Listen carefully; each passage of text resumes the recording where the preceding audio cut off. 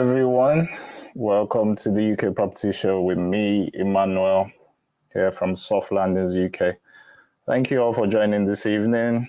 Once again, we go through issues around finding properties in the UK. We help you with your search. We take your questions on any issues you might be having. We help you with guidance on any other migration issues. Yes, so we're going to go straight into it. If you are watching on Instagram, thank you for joining. If you do have a question, I would appreciate if you could just click on our link on the bio.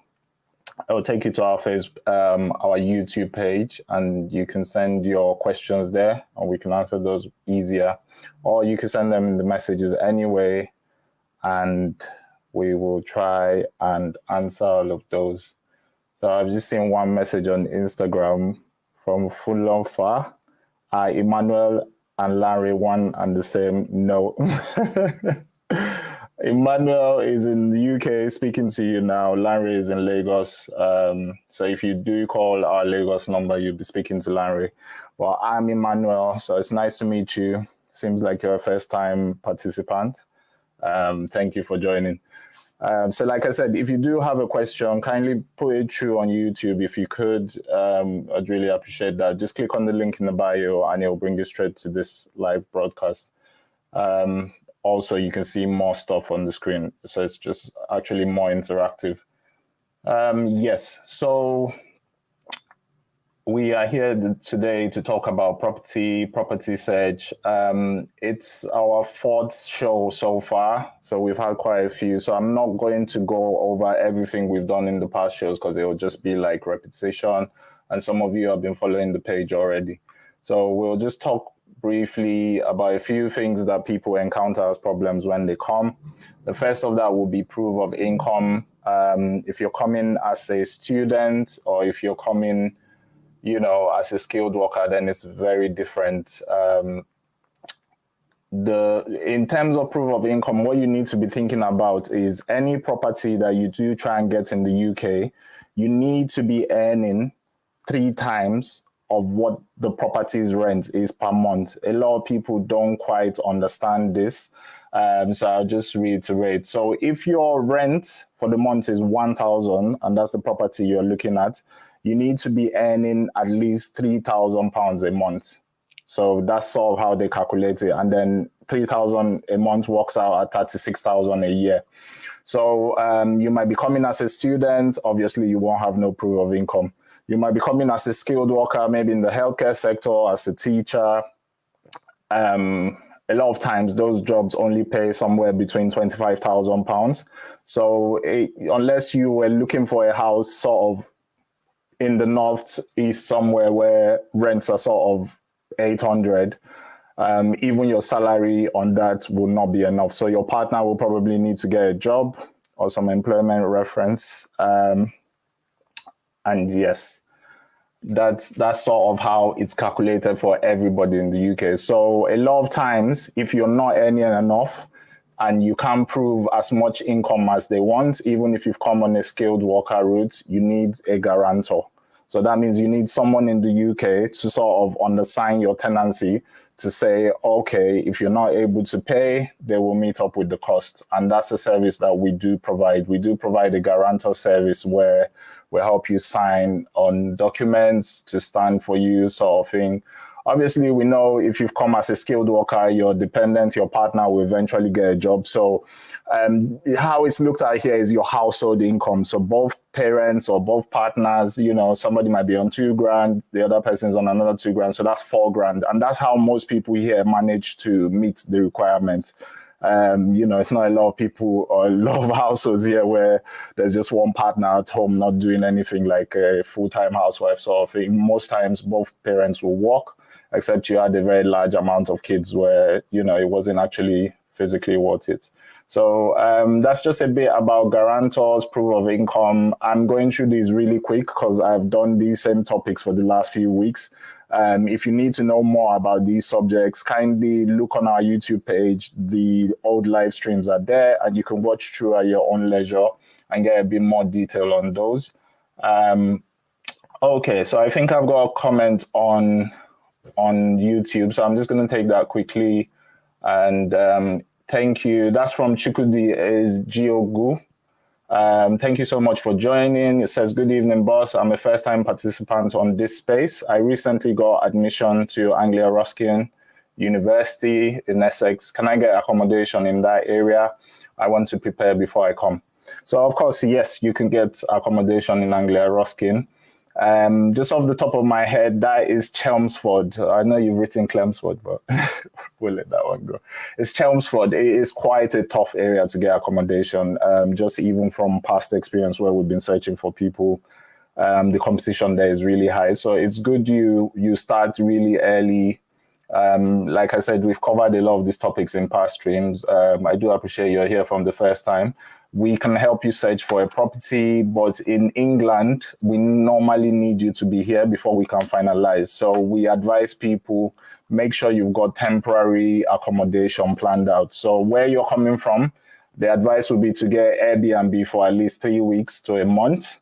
And hopefully within that time, we can support you with guarantor service, help with references, all that sort of thing. So Chukudi, I hope you're still on there. I hope that answers your question. If you are watching on Instagram and you do have a question, I'm sorry, it does go by very fast. If it's a really pressing question, you can either just click on our page, on the main page, on the bio, there's a link to join the YouTube stream. And then I'll see your question on the screen and it'll be much easier for me to answer you.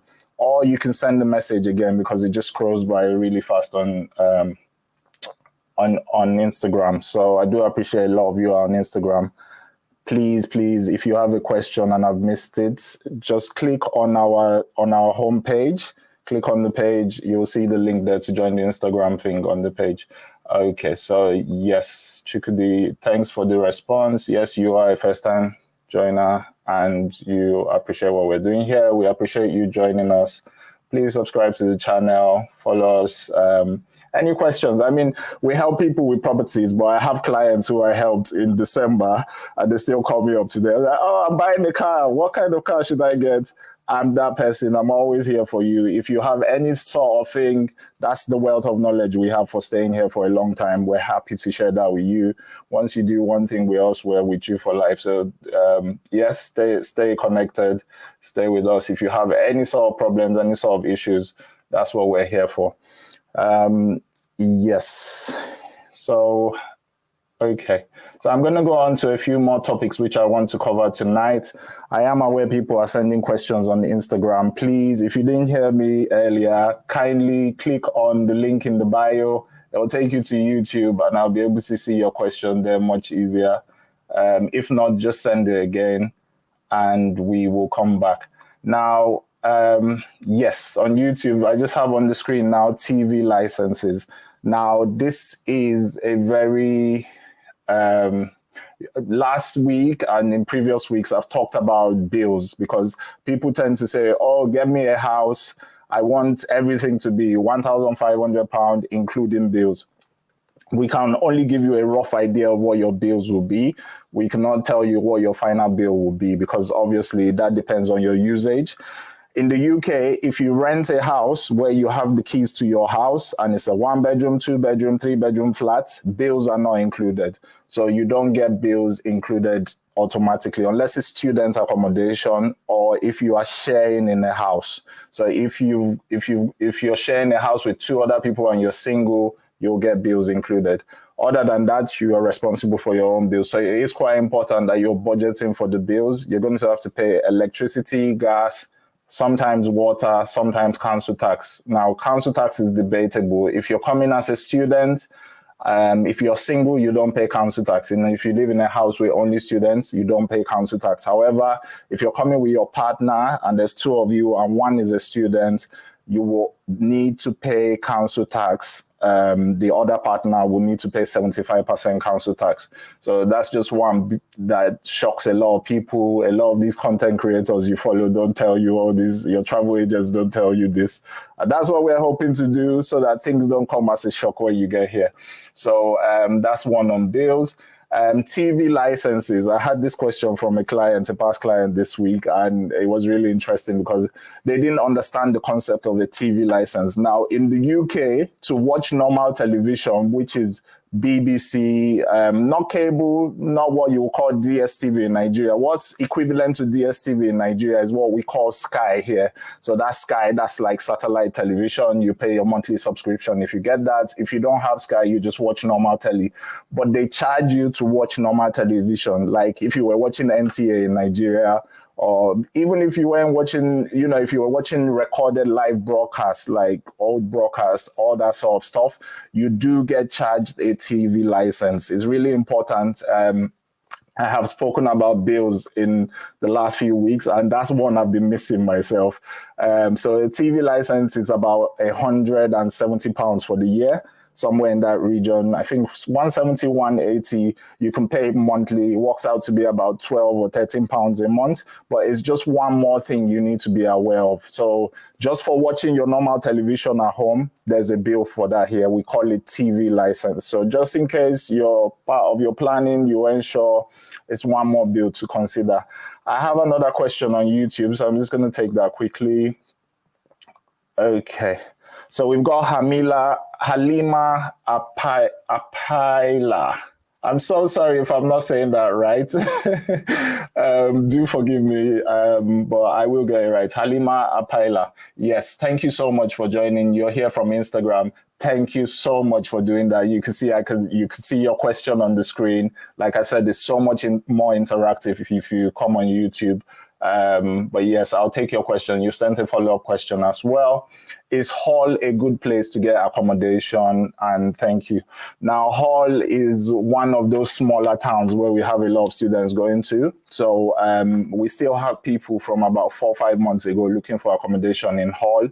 If you look on our page, it's one of the places where we're advising people to start looking early. So try as much as possible. They are already renting for the next academic year. So a lot of the properties you'll see in Hull, when you go online, they'll tell you it's not available till September next year. This year, it's not available till August. So they're waiting for the current students who are there to move out, but they are already advertising it for the next year. So if you are coming sort of September resumption, and you're coming to Hull, I would advise you start very, very early now.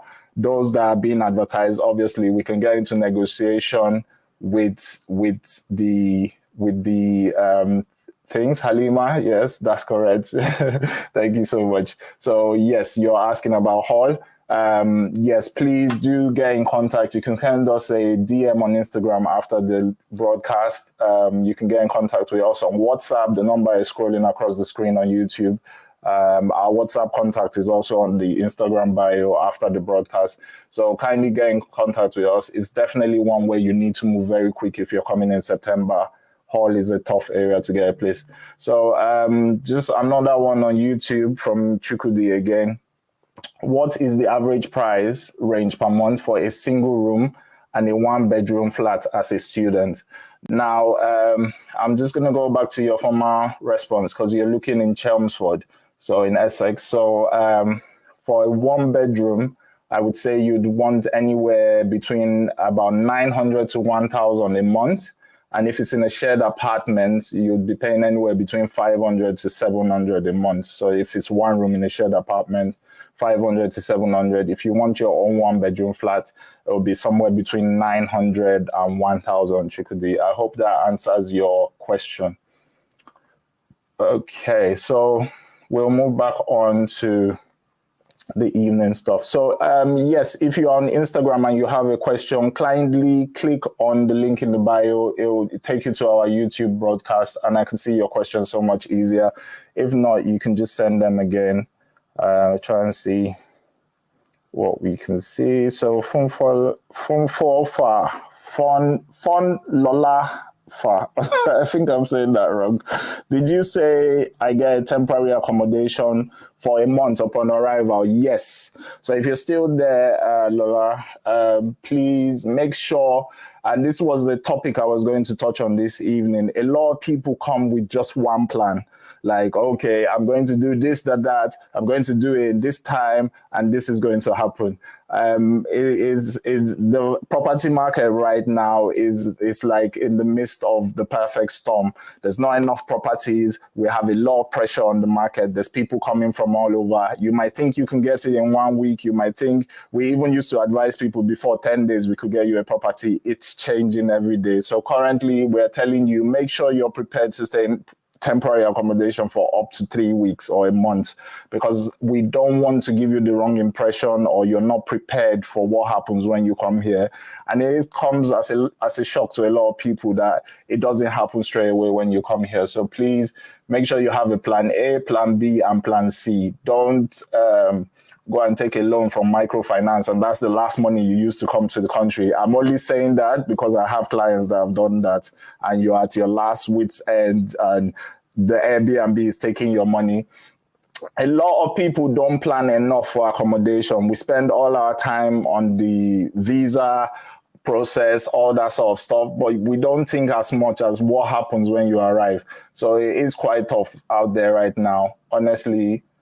Make sure you have backup plans on backup plans, because it's not easy. Okay, so we are about 15 minutes in. If you've got a question on Instagram, please kindly join us on YouTube. I'll see your questions so much easier. The link is in the bio, but I'm going to try to see the ones I can see. So NNTTE, I'm not too sure how to pronounce that. Sorry, Netty. What about Netflix? Do you need a TV license? So you're going back to the question I was dealing with earlier in regards to TV licenses. Yes, for Netflix, you don't need a TV license. So the idea around the TV license is you're paying for terrestrial UK television. So that will be the BBC mainly. That's what you're paying for, even if you don't watch it. And most times, if you have a television in your house, they will assume you do watch it. So it's a tricky one.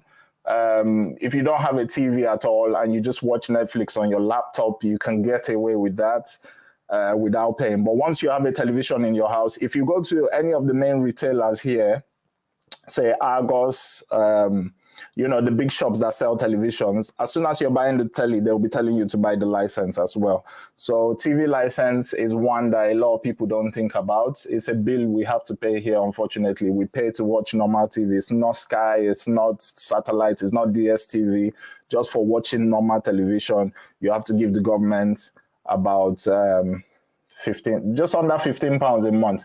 Now, I'll tell you what as well, what that pays for is channels like the BBC here, they don't show adverts. So like BBC has many channels, radio station, every local area has a BBC channel. We don't see adverts on television because it's paid for by the license payer. And then you actually get a say in what goes on the telly. So that's why we pay a TV license. But my advice for you is it's one of those bills that people who have been here a long time, sometimes they will just say, I'm not paying it, and they don't care. If you're new in the town, don't do anything to stain your record. Don't do anything that messes with your thing. And why we're telling people now is so you're ready for that, so it doesn't come as a shock to you. So that's just answering about Netflix and whether you do need a TV license for that. Can't see any other questions on Instagram. So if you do have a question, kindly send it, or you can join us on YouTube where I can actually display your question on the screen. It's more interactive. Follow the link on our bio. You can join us on YouTube. Okay, so I've just got another question come on YouTube. Messified Favor, I think you've just joined us. Thank you so much for joining. I appreciate you coming on here, and I can see your questions so much easier. Okay, please, I am coming to the UK for work, but I can get to choose my location. Please, where is best? Where do you recommend? Okay, so, that's quite a good position you are in, because a lot of people, you apply to about 5 schools and maybe only one will answer, or 2 will give you admission, and you are tied to a certain area that you don't really want. But you're coming for work as well. maybe on skilled visa or care job, and they've given you the option of choosing where you want, which is really good. So I'd say anywhere in the northeast of England is good.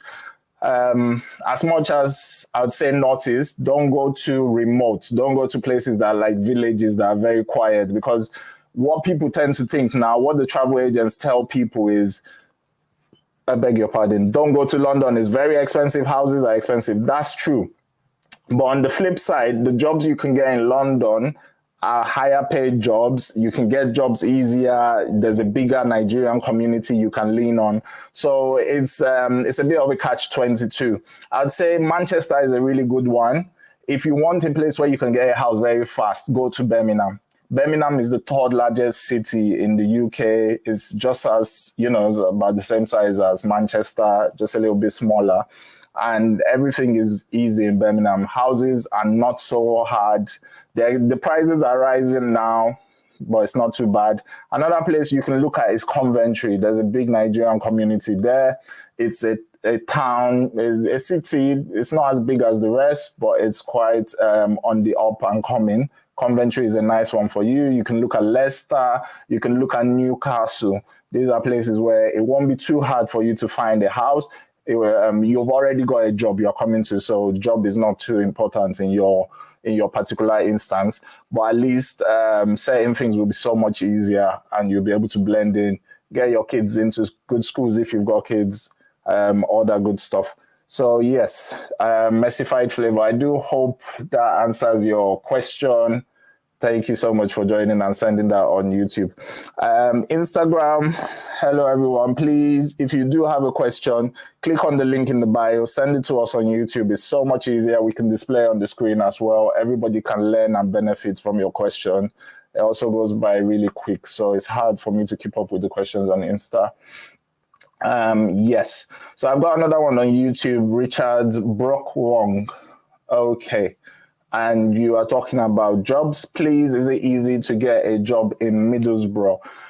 I mean, the question about jobs is a funny one, because it depends on the sector you're looking to go into. Now, I have people who are in Middlesbrough and been there for a few periods and they've not gotten a job yet. So Middlesbrough is not a great place for employment. You will get jobs, manual labor jobs where you can work in factories, jobs where you can work in production, care jobs. Security is one I always advise newcomers to the country to look into.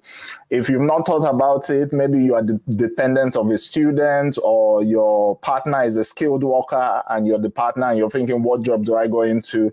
A very easy sector to get into is security. If you're just looking for any sort of job that you can pick up straight away and get shifts, you need to do your SIA license. So the certification in the UK is called SIA. Yes, so it's an SIA license. I just put that on the screen, SIA, and you can search that anywhere really on Google and just see where's the nearest SIA training in the area you are, which is Middlesbrough in your case. And definitely with security jobs, you're sure to get something. If you're a student, security is a really good option for you because you can work nights, you can go to school in the daytime. People don't go into it as much as they should. So a lot of people are very one-minded and focused on care. I'll tell you, security is quite a good sector to go into. You can just get a construction site where you're just sitting there or patrolling once an hour. You're not really securing anything, but by law, they have to have somebody there so that nobody comes to steal the building items or breaks in. Like children like to play in building sites and go and injure themselves. So it's not security where you are fighting anyone. Or there's so much branches to security. Honestly, you could be in CCTV where you're just sitting in a room watching a computer, making sure everything is going fine. So security is such a big sector here. A lot of people quite don't go into it the way they should. So if you are going to Middlesbrough, I hope you look at that. That was for Richard Brockwong on YouTube. So thank you so much for joining. I hope that helps you with your travel plans. And if you need any more advice, just shoot us a message on the DMs on Instagram. on our page on Instagram as well. In the bio, there's a link to chat to me directly on WhatsApp. That link will be back up after the live show. But for now, during the period of the live show, we've got the link there for YouTube. So if you are on Instagram and you've got a question, please join us on YouTube. Just follow the link on my bio. You can send us a question there, and it's so much easier. I've got another one on YouTube from Chukwudi Jiogu. Scotland and England, which is best in terms of general work, school, and job experience? I'll tell you for free, England is better. The good things about Scotland is it's got very good healthcare. That's about all I can think of. It is cold. Scotland is literally the coldest part of the UK. It's very remote. From Scotland, coming to London can take you close to 12 hours by road, 14 hours, that sort of thing. So it is far from everything. It depends on the part of Scotland you are going to as well. Not to knock Scotland, it's beautiful, it's lovely, the people are lovely. There's nothing wrong with it, but if you are African blood, you want somewhere that at least some months of the year are warm. In Scotland, I promise you, there's only 2 months where they get any kind of summer, and the rest of the year is actually cold. So I'm just talking, I might be biased. I'm just saying that from my own sort of worldview. But obviously, there's opportunities out there. There's opportunities for work. Schools are better. If you have the opportunity to go to Scotland, I wouldn't say no to it. Go for it, definitely, 100%. It's a lovely country. It's really cold and it is really isolated. So, there's that rivalry between the north and south in this country where everyone thinks their side is better. So I'm biased. I'm a London boy. So, yeah, Scotland is not for me. But yeah, definitely, if you have the opportunity, try it out. It might just be the one that works for you. So I've got another one on YouTube, Messified Favor. Thank you so much. I thank you. I appreciate you for joining. Please support the page. Subscribe to us. We're here every Sunday helping with your questions. And like I've said before, I have customers who, even after we find their home for them, 2 months later, they're still calling me up just about general questions about living in the UK. I'll always be here to help and answer. So yeah, thank you so much for that. So yes, Halima, you're back with another question. Is it possible to live in Coventry, then come to Hull for school and lectures? Okay, so that's a very interesting one. Let's give you a quick idea of what it actually looks like. So you want to be in Hull. So I'm just quickly doing a quick search for you. And I do claim to be an expert on the UK, but I don't know every single part of it by heart. So sometimes I do need my Google. So I would say, my dear, that one is impossible because if you're going to drive, it takes about 2 hours, 30 minutes. That's driving your own car. So imagine if you have to go 2.5 hours in the morning and come back 2.5 hours in the evening. It's a very long, unless you have lectures maybe for 2 or 3 days a week where you're just going to go there and stay there. Now, driving is not really important. I'm sure what you want to know is about public transportation and how easy is it for you to commute there. Now, just looking here, it's telling me it will take you about 8 or 9 hours to do that commute. And you will probably have to go on, about 2 trains and some buses. So it's not really possible, Alima. I hope you are still here for this. Yeah, you say, okay. It's not really possible. It's very far. And also, if you had your own car, you could probably just about push yourself to do 2.5 hours drive because people sit in traffic for 2 hours in Lagos every day. So it's not the end of the world. But if you were taking public transport, if the cost of that 8-hour journey, you're talking of something like £100 every day. So I don't think it's realistic. It's too far from each other.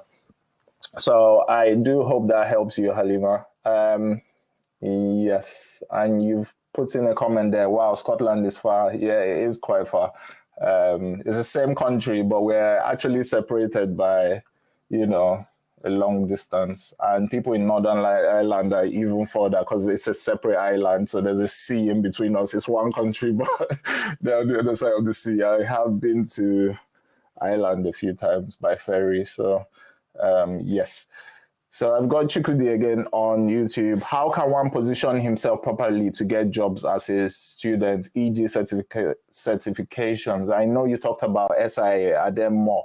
I do talk about SIA quite a lot because it's the easy one for students, because apart from security jobs, you can do stewarding. So that's like going to the stadiums during the season when Premiership is on, when there's big events like concerts, when the American artist comes to play stadium tours, when Wizkid is in town, all that sort of stuff. They need people to direct people from the train station to the place, all that sort of stuff. So there's security, people think of it as one dimension. It's not. It's actually a very big field where you can do a lot of things. And it's the kind of thing that can fit in with your studies. Now, if you're looking for something else that's not quite in the line of security, the next thing I would recommend is customer service. And that will probably be in the retail sector. I tell people this all the time. Look at the big supermarkets. You've got Tesco, you've got Asda, you've got Sainsbury's. They're the best for shift work. So you could have your whole shift at night because, you know, they sell during the day, but at night, people have to stock the shelves and make sure everything is right for the day. So most of those supermarkets inside, they're going 24 hours, even though they're not open to customers for 24 hours. They actually work around the clock. So there's a lot of opportunities for that. So if you're a student, think of security, think of the supermarkets. I beg your pardon. I did say this a few weeks ago. I'm sure a lot of you are new here anyway. When you come and you're searching for jobs, make sure you are using the government portal for your search. And I'm going to put that on YouTube now. It's called Universal Job Search. So I get a lot of people who have arrived here and they go on Indeed, which is a very popular job platform. They go on, you know, Total Jobs. These are all private organizations that are big in job sector. But one thing people tend to forget, and we don't think about it, is the actual service from the UK government. It's called the Universal Job Search. It should be your first starting place for looking for work in the UK, because these supermarkets, they go on there and sometimes they will only recruit through there because the government gives them money off their tax for taking people through there. So make sure you're registered with them. Make sure you open an account with them once you are here and you are in the midst of your job search. I do hope that helps you, Chukwudi.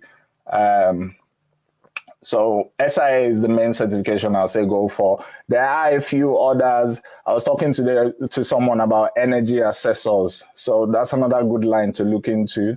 But what you have to be careful as well, if you're a student, some of the training you need for these things, like SIA, you need a whole week to do the training and do the exam. So there's training for some things. So if you're starting here of certifications, I beg your pardon, and you're a student, you don't have a lot of time to train in the day. So you are limited by that. Okay. I do apologize, everyone. I do talk quite fast, so throat gets dry. Okay, so we're on to another question on YouTube. Halima Apalia, how can one apply for those stadium jobs? You don't apply for them directly. I'll put this back on the screen. It's called SIA. So if you're just joining us on Instagram and you want to answer a question, please click on the link on our bio. It will take you straight to our YouTube page. You can put in your question there. It's much more interactive. I can put your question on the screen. Other people can learn from your question as well. I'm not able to follow the thread on Instagram as efficiently, so I do apologize for that. Okay, so Halima, back to your question on the SIA. It's the security sector. So stewarding is one part. Before you can become a steward, you need an SIA license. So you can get an SIA license. People who work venue security, so like restaurants, bars, clubs here, every kind of sort of joint, what we call joints in Nigeria, you have to have licensed SIA people outside. Same thing with stewarding, same thing if you were going into the CCTV industry, So there's so many parts of society here that actually require that license. You could be doing concierge. What concierge is you have these big, massive buildings that have maybe 20 stories, and there's different companies on each floor. Some of them are residential. They will need somebody to sit down at the front desk, and when people come in, just to ask, oh, where you're going, sign the register, delivery for this office, they will leave it downstairs. So that's what we call concierge. You will need an SIA license. So it's a very big sector that people don't think about when they come. Everybody who contacts me on the page is like, oh, I want care job. It's like, there's so many other things you can be doing. So if we can point you in that direction. So if you're interested in stewarding, Halima, you definitely need a SIA license. So it's one of those you can look at. Okay, so I got another question on YouTube from Jacobs Tolu Lokbe. Thank you so much for joining. Good evening. How can one see a data analyst remote job as a student? Okay, I mean, that's very specific. I'm assuming you have qualifications in that sector already. Maybe you are already a data analyst. Now, we have job support services we offer. So you're welcome to message us after this stream. You can message us on Instagram, on WhatsApp. The number is scrolling across the screen. If you're on YouTube, you can see our WhatsApp number there. And yeah, we'll put you in touch with our job experts and they can help you with that. I am not too sure if you have the qualifications yet or you're just asking. If you already have it, it's quite a good sector here. You'll get a job in no time. So we can certainly help you with that. If it's in packaging your CV, if it's, sort of helping with interview training and just techniques, what you need to know. There's a lot of things that we do when we're searching for jobs in Nigeria that is not the same over here. You have to know about cultures of the company. You have to talk about diversity, all these sort of other things we don't really need to know in Nigeria. So if you want help with that, definitely shoot us a message. We are able to assist your search. It's an easy job to get. So just to answer your question, how easy is it? It's quite easy. Remote jobs is all the hype here. Since the lockdown, everybody works remotely. Nobody, we have the city of London, used to be full with office workers. And if you go there now, it's like a ghost town because most companies are switching to remote here, even more than Nigeria. So if you are looking for a remote job and you've got the qualifications, you are in good stead. Even if you're still in Nigeria, you can get a job from there now and start working before you come. So speak to us in more detail and we'll be able to help with that. If you're just joining us on Instagram, thank you so much for joining. If you do have a question, please send it to us on YouTube. All you need to do is click on the page bio. There's a link that takes you straight to our YouTube page.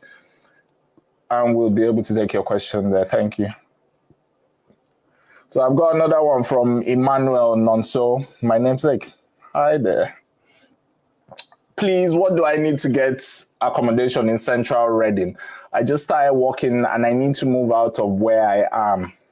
Okay.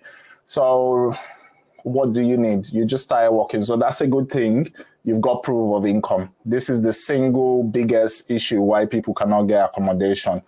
We will need a bit more information from you. Are you single? Are you moving with a family? What sort of accommodation do you need? Is it a 1-bedroom? Is it a 2-bedroom? So that there's a few more details we'll need, but it's certainly one we can help out. We help with accommodation all across the UK, anywhere at all. We are able to help. Reading is a high demand area because any city that is within close distance of London, they are just as bad as London because we have a lot of people who live there, drive 1 hour, 1.5 hours to come into London. It is quite close, Reading. It's just a 2-hour drive. So a lot of people live in London, work in London, and they actually live in Reading. So there is some pressure there, but it's one we can help with. So if you want to send me a few more details, if you want to message us on Instagram after this, I can give you more info on that. Thank you. Halima, thank you. So I hope that helped you. Chikudi, I think one reason people go for care jobs is because they feel it gives them more shift and more relatively without no qualification. That is true. It used to be true. What is happening now is a lot of the care jobs don't even have shifts to give people because so many people, it's just the normal effect, supply and demand. There's so many people that have come into care all of a sudden. I'm hearing stories from people like, oh, I got the job. They're giving me 1 shift a week, 2 shifts a week, or they only have 2 or 3 customers for you.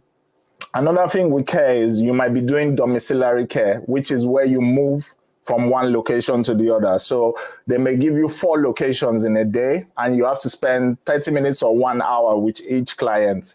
Now, you may leave your house at 7 in the morning to meet up with all those clients and you may be working till 4 in the afternoon. It doesn't mean they're going to pay you 8 hours for that day. They will only pay you for the time you spend in each client's house. So if it takes you 2 hours to get to one client, then you spend 1 hour there, then 30 minutes to the next client, then you spend 30 minutes there. They only pay you for the 1 hour you spent at the first client, the next 30 minutes, and then the next 30 minutes or 1 hour. So I had a lady who came to me a few weeks ago, and she said she got a care job from Nigeria. She got over here. She thought it was all lovey-dovey and, she'll be making tons of money.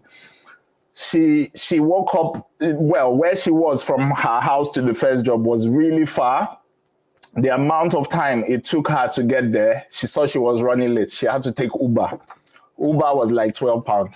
She got to the first place. She did what she had to do there, on to the next one, on to the next one.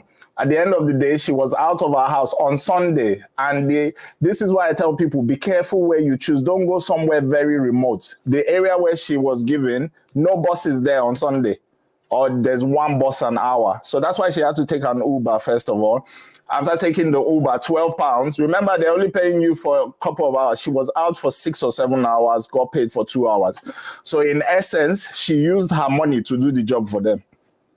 When you are paying for cab to move around. So please be very careful if you are moving into that care sector.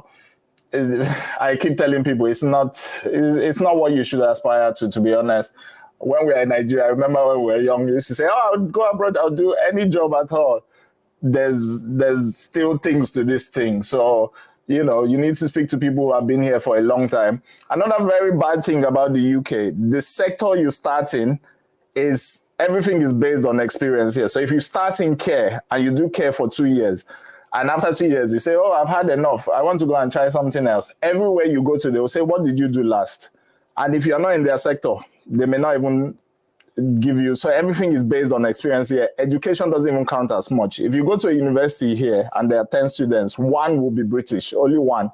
You will see 3 Indians there, 4 Africans. There's always Nigerians in the uni. We love uni. The British people, they don't go to school.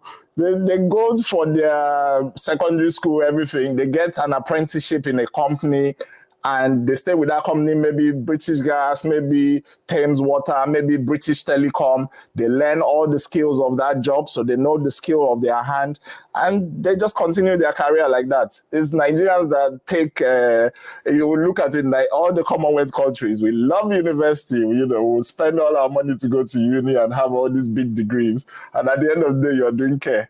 So make it make sense, please. Make it make sense. So yes, that was Chukudi there. Yeah, I always tell people, a lot of your travel agents are giving you very wrong information. And that was one of my primary reasons for starting this channel, starting this business. It's like they're just shipping people off here because they want their commission. They don't care what happens to you when you get here. You need somebody on this side telling you what the truth is, showing you what it is, and not when you see one story on Instablog and somebody is talking nonsense. You need an actual real view of things. That's so yeah, please follow us. That's what we're here for. We're always here to help. If you are on Instagram and you have a question, it's fine to watch us on Instagram. If you do have a question, I can't follow the comments just as easy. Go on the bio, there's a link to YouTube. You can join the live show there, send us your question, and we'll be happy to take it. We can also display it on the screen, so it helps other people as well with their sort of questions. So, yes. So messified flavor. You said, if you have addressed this before, I can go back and watch it later. If not, please, what's the initial cost implication of buying a house? Okay. So I beg your pardon, just before I take that, it's a big question. So yes, I had a client a few months ago, and I went to pick her from the airport. And she was like, oh, I want to buy a house, this, that. So this is a very important thing. People, you have to remember, you are moving from Lagos or wherever in Nigeria, you're moving to England. You're not going from one state to another. So there's a lot of things that you're not thinking about. And when I had a discussion with her, she was like, oh my God, you've really opened my eyes. To buy a house in England, if you think renting a house is hard, buying a house is 10 times harder. So it's a mission. First of all, what you don't have is credit history. This is the killer every single time. Now, for you to properly be in the UK system, you have to be here for 2 to 3 years before your credit even starts reading as something that they can give you a mortgage. Remember, here, we don't buy houses cash. It's not like Nigeria, you have 50 million or 100 million, you go to Lekki, you buy a nice mansion, you know, you are the owner of your house, or you buy a carcass, you do it up, you know. Here we pay mortgage. Even the richest people in society pay mortgage. Unless you win the lotto, you're not buying your house cash. You see what I mean? So when they tell you people are homeowners, they're not really owning the home. It's the bank that still owns it. We still pay every month like we're paying rent, but we're actually paying mortgage. So just to come back to your question, Mercy, not that I'm trying to go away. I'm just trying to give you how big of a task it is.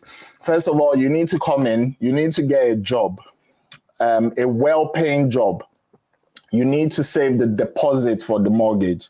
Now, usually that is 5 to 10% of the house value. Average house cost now in the UK are about 300,000. So of 300,000, 10% is 30,000 pounds. 5%, if you get a 5% mortgage, you have to have very good credit to get 5% mortgage. That's 15,000. On top of that 15,000, you're going to pay stamp duty. Any houses above a certain amount, you have to pay 3% to the government when you buy it. So that could be easily another 9,000 plus your 15,000. You have to pay the lawyers, solicitors. So the quest to buy a house is easily 40,000, 50,000, depending on where you are. If you are in London, people that have lived there all their life, they are getting into the situation where houses are so expensive, they may never buy till they die. They cannot even live the life their parents lived. So house buying, house ownership is a very big, hotly debated topic in the UK right now because it's how hot the property market is. Everybody wants to be an investor. So someone's bought their first house, they want to buy 3 more and rent it out, this sort of thing. So the people who are buying for the first time, there's not cheap houses for them to buy anymore because the market keeps being pumped and fueled by all this investment money. So it's very good to have the aspiration to buy a house.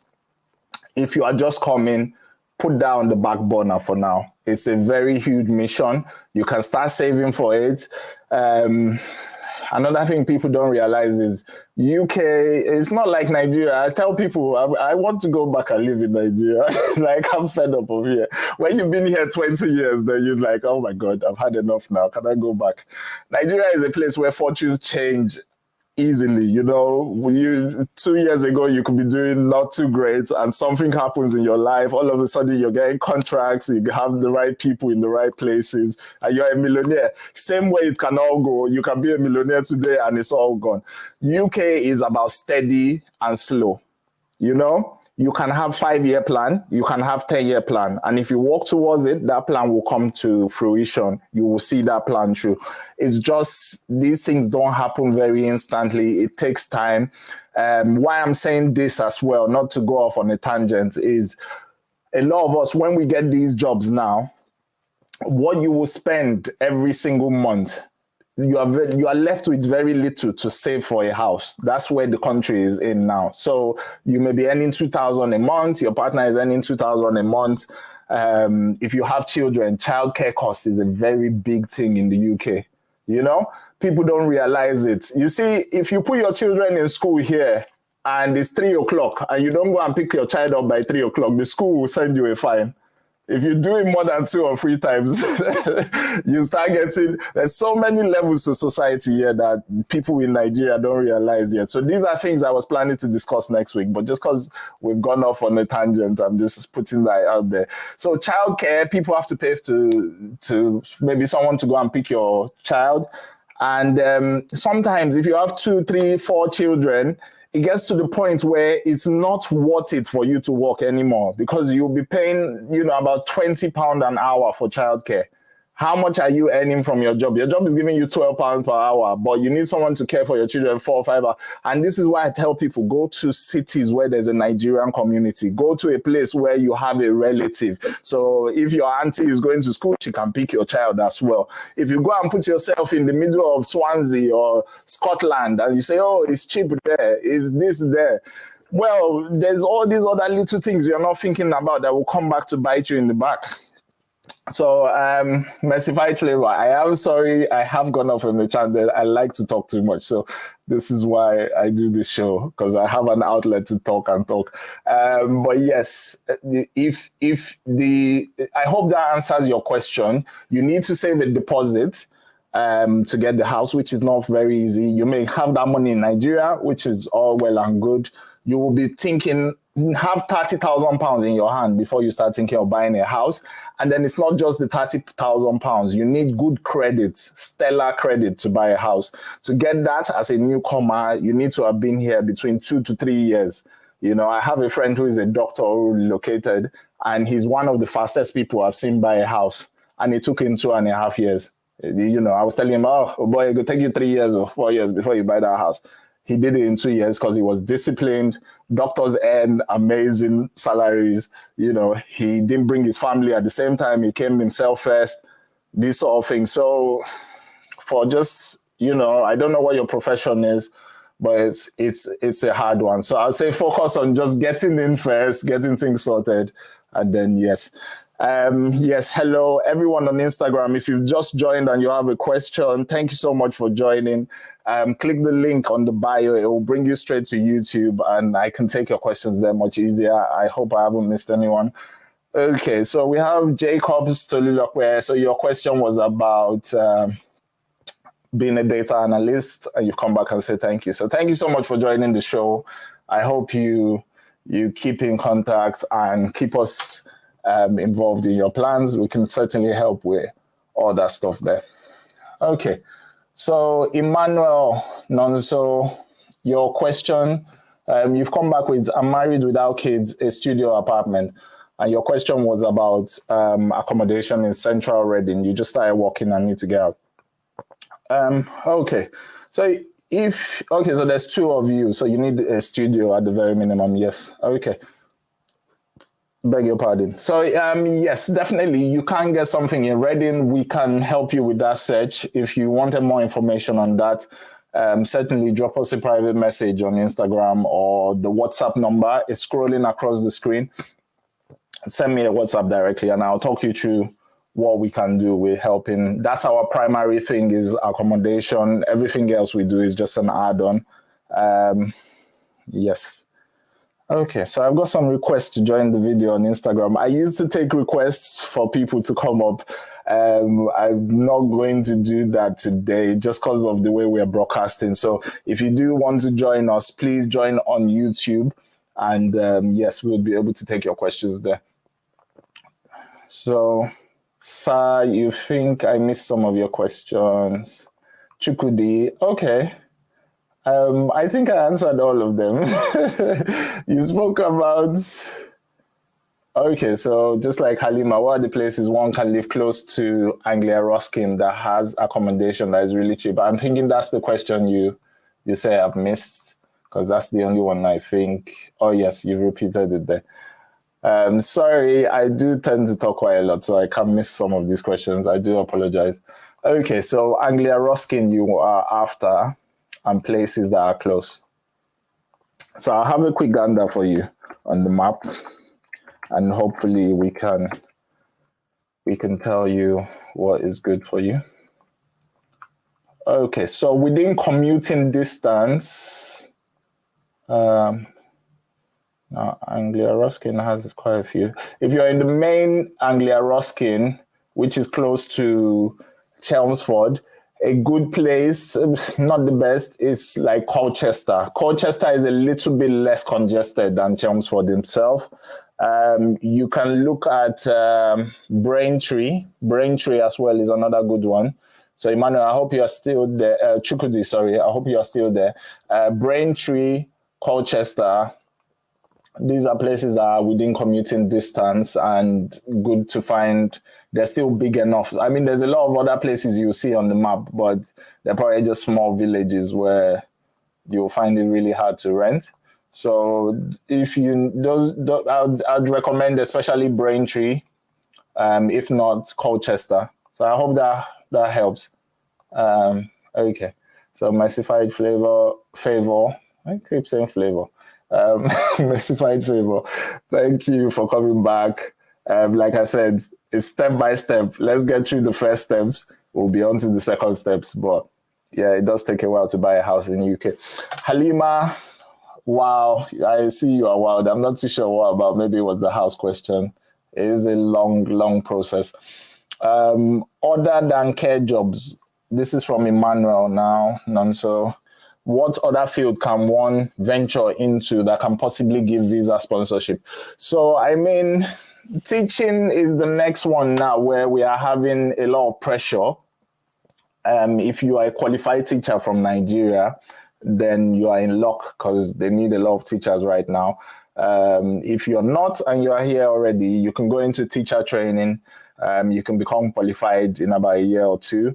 There's a lot of support for people going into teaching in this country because historically people don't like that route here. Children are very naughty. You cannot spank them like Nigeria. They make fun of their teachers in class. So if you don't have the patience of a saint, teaching is one of those jobs that can just run you, drive you, you know what I mean? So yeah, definitely consider teaching. The funny thing is people think of these are the shortage list. So these jobs in care and teaching are the jobs that are on the shortage list. There's still a wide variety of sectors that still give sponsorship. You just need to search hard enough. Even on the link on our bio, it's not there right now because we have the link up for YouTube.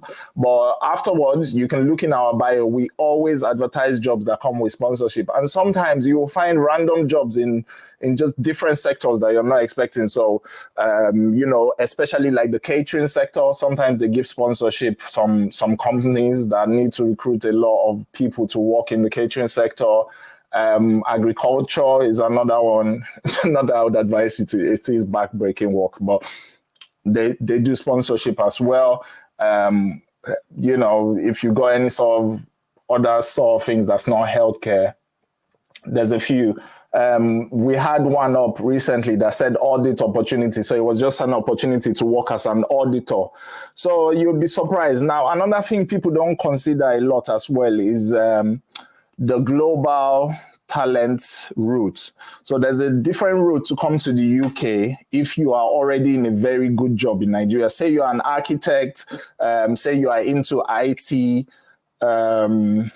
maybe you are a PhD holder.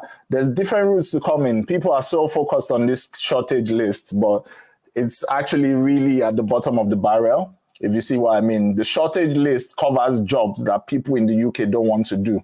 That's why the government has opened the borders and sort of say, let everybody come and do those jobs. But if you are already, and a lot of us go to school, we have all these degrees. So don't just think care. There's a lot of other things you can go into. So Emmanuel, I hope that answers you. Chukwudi, I think that's just your follow-up on our earlier question. Thank you for staying through the whole broadcast. I really appreciate you guys being here. I have one from Itunu Titilayo.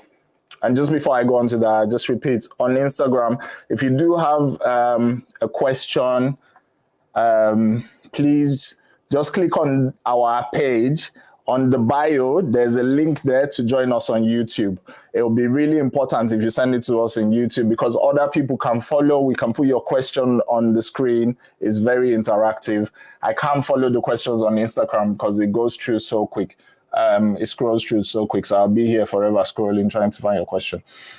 Okay, so just back to your question, Itunu.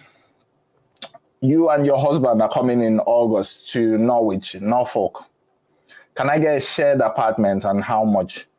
Do you have kids? Because kids are not allowed in shared apartments. So unless you are sharing with somebody you know, maybe another family and two of you agree to take like a 4-bedroom and share the parlor and kitchen.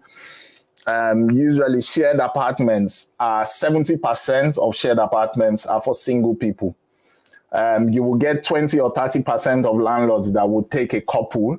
But what you have to bear in mind is if for a single person, a room is 500, once you are a couple, it will go up to about 650 or 700 because they believe if there's two people there, it's more pressure on the bills, and shared apartment get bills included in your rent. If you are renting your own flat or your own accommodation, usually you don't get bills included, but shared apartments do.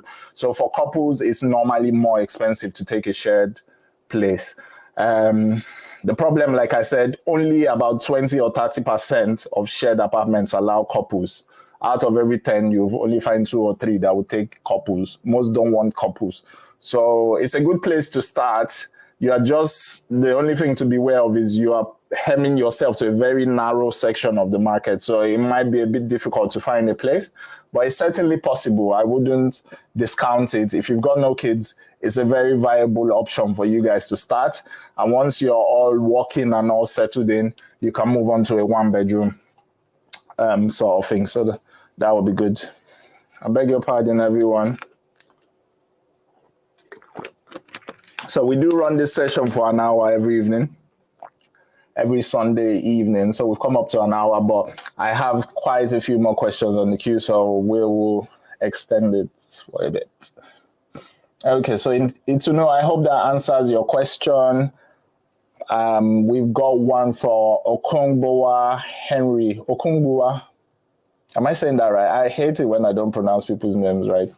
Okungbowa Henry. So I just got an offer in Teesside University. How long will it take me to get studio apartment in Middlesbrough and how much?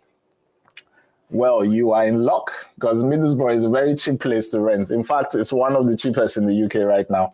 So a student apartment, I will probably budget anything between 350 to 500 should get you a nice studio in Teesside. It's one of the easiest places to get accommodation. Historically, Middlesbrough has not been a very affluent area of the UK. There was a place people weren't going to till Nigeria started getting masses of admission there. So they are happy and they're loving it that people are coming there. So you're in luck in that sense. On the flip side, there's not a lot of jobs there. So, you know, every pro has a con. But yes, I hope that answers your question, Henry. Thank you so much for joining the live cast, the live broadcast. And yes, we'll move on. Halima, you have a question again. Is there any training for agricultural field? Now, not really. It depends on what part of agriculture you're going into. Most of the jobs there are very manual labor. It's not one I tend to advise people. I think it just came up earlier in the chat. I don't want you coming to be a farmer in the UK because it's not the best. But if you wanted to explore it, definitely there are opportunities there. And like I said, we should never write off anything. If you wanted to take training for certain aspects of it as well, there are courses, there are short courses which you can explore. And yeah, definitely. I think that's a question for our DM. So if you send me something on the WhatsApp number, anybody who needs to get to me directly, that WhatsApp number comes straight to me. So that's probably the only way you can get to talk to me directly. Usually if you send a message on Instagram, it will be Yvonne answering your question. I think we had a question earlier on Instagram asking if Larry and Emmanuel are the same person. They're not. We have about 7 people working on the page. So if you want to get straight through to me in the UK, there's a number scrolling across on the YouTube screen now, and it's usually in the bio on Instagram, so you can chat to me there directly. So Halima, I hope that helps. Okay, so you said, just a follow-up, your husband is ready he read agricultural engineering. I'm assuming you mean your husband read agricultural engineering. Beautiful. So you are already got the knowledge of the field. So yes, so it's something we can explore. Send me a message. We can delve into that a bit deeper. Okay, so I've got Henry again on YouTube. How long will it take to get the apartment in Middlesbrough? If you want us to assist with that, we can usually help you within a week to two. I'm quite optimistic because I know it's an easy area. Anywhere else, I would say about 3 weeks. But yes, Middlesbrough is quite an easy one. You can probably do it yourself, you know, unless you want to give me some money, but yeah. Okay, so I'm back on Instagram, and for anyone who is still on here, I'm scrolling back to see what questions I can. So we've got Funky011. The difference for a room self-contained, furnished, and empty. I'm not so sure I understand the question. Funky011, if you're still there, send me a follow-up. The difference, are you asking for price? Are you saying what do they look like? It's a very open-ended question. Pearl pears. Your name is hard to say. Pearl pears. Please, can I get a room in shared apartment in Crewe? I'm coming by the end of March. Yes, definitely we can help you with that, Pearl. We do help with shared accommodation as well. So if you're coming at the end of March, I'd say you have about 3 weeks left. Send us a message on Instagram in the DMs after this, and we will get more information from you. We'll send you some options across, and then we can say. So Mr. Iva on Instagram, cost of a 2-bedroom apartment in Wolverhampton, coming at the end of April. Wolverhampton used to be very cheap. It's getting more expensive. If you give me a few seconds, I can give you a good estimate of what you should be having in hand. Okay, so where are we? Wolverhampton. So yeah. You want a 2-bed.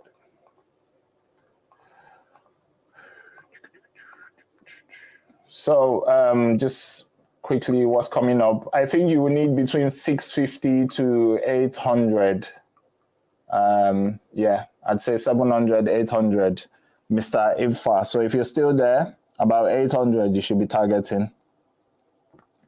Fonfola, what determines energy bills? Your usage. So as much as you use is what you pay for. If you want to put a follow-up to that, I can't really understand that question. What determine energy bills? There's 2 types of bills for energy here. Sometimes your property will be only electric, which is most of the newer properties. You will only have an electric bill. Sometimes you will have a gas bill as well. Gas is mainly for heating and for hot water. So your gas bill in the winter is normally higher if you have dual fuel. So that's called dual fuel. You're using 2 fuels. If you use electricity in the same vein, during the winter months, you'll be paying a lot more for electric, and then it'll get cheaper in summer. But your usage, you really have to watch that usage here. I keep telling this to people. It's like when I have people around from Nigeria, they turn on the lights all day long. They leave everything on, because over there, when you've been in a situation where there's not always, like, when you have it, you're using it. But here, people are very careful. You have to switch things off on the wall to save money. You're always watching the meter, how much you're spending, because it is very expensive. After your rent, bills is our next biggest thing, probably after that, before food even. So Autos, how long will it take you to help me get a 1-bedroom in Newport, Wales? And at what cost can I get a 1-bedroom? So Wales, Newport is not too bad. Swansea and Cardiff, nightmare right now. It's so hard to get anything around there. So let's see, you want a 1-bedroom, Overblows Auto. So 1-bedroom in Newport. You'll be looking at somewhere between 550 to 700. There's a few coming up 800, but I'd say there's quite a few that are 550, 600, 700, 750, sort of in that range. So anywhere between 550 to 700. Like I've said in previous videos, don't aim for the lowest. When we say 550 to 700, go in the middle somewhere. So if you were budgeting budgets of 600, just from what is coming up on the screen, we have only one page of properties, which is that tells us there's not a lot of available properties there. So if you are asking for the time it will take me to find you a property, I'd say plan for temporary accommodation for at least 3 weeks to a month. Make sure you got Airbnb money. This is the thing. A lot of the time we think we will just land and straight away the house will be there.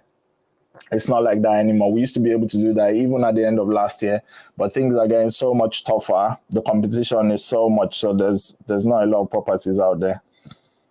Funky011, you've come back with another question. And what is the price difference from a room self-contained furnished apartment and an empty apartment? So with furniture, I'm sure you weren't with us last week. Furnishing doesn't make a huge difference on the price. It's just the luck of the draw. When you are looking for properties, you will find some that have furniture in them. You will find some that don't have furniture. It's just how lucky you are with it. It doesn't have that significant amount of price. And the reason why you find a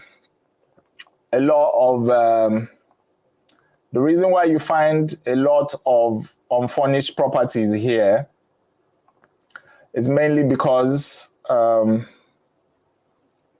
lot of new tenants don't like the old furniture from the last person.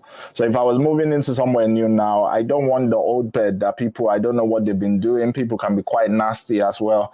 You don't know what they've done on the chairs. So a lot of time people don't want the furniture. And a lot of people coming for the first time from Nigeria, they always say, give me one with furniture because I don't want to spend money on furniture. I said this last week. I've said this quite a few times. Furniture here is not a big deal like it is in Nigeria. In Nigeria, to furnish a house is a task in itself. Your sofa might be 2.5 million or 2 million, depending on what kind of sofa you go for. Beds are quite expensive as well. It's not like that here. I had a client who put aside a very good house. They'll be looking for weeks just because there was no furniture. And then you go and pay Airbnb £600 a week for another 3-4 weeks. It doesn't make sense. If you are looking for sofas here, a brand new sofa, the very good ones, £200, £300. So it's not even up to half of 1 month's rent. Wardrobes, £60. You can get secondhand. Even sofa, you can get secondhand for £100. So don't let furniture weigh too heavily on your mind, whether you take an apartment or not. It is not as serious as Nigeria is. For furniture, it's very easy here. Also, houses that are unfurnished here, they will still come with washing machine. They will still come with cooker. By law, they have to give you these things: cooker, washing machine, and what else do they give you? In the kitchen, fridge. You get a fridge as well. So those are the expensive things, the electrical things, and they come. So all you're going to buy if you take an unfurnished house is your bed, your sofa, your wardrobe. That's it. And you can do all of that, I promise you, for less than £500. So when you are looking, I see people sometimes, it's like you see hundreds of property, but you don't want to check them. You're looking for the one with furniture. You're wasting your time, honestly. Just take any property you can get. There's such a hard pressure on properties right now. It's not a good enough excuse to refuse anything. I have so many clients that do that, and I advise them, but they're very stuck in this idea. Monye Glory, thank you for joining this week. I saw you last week as well.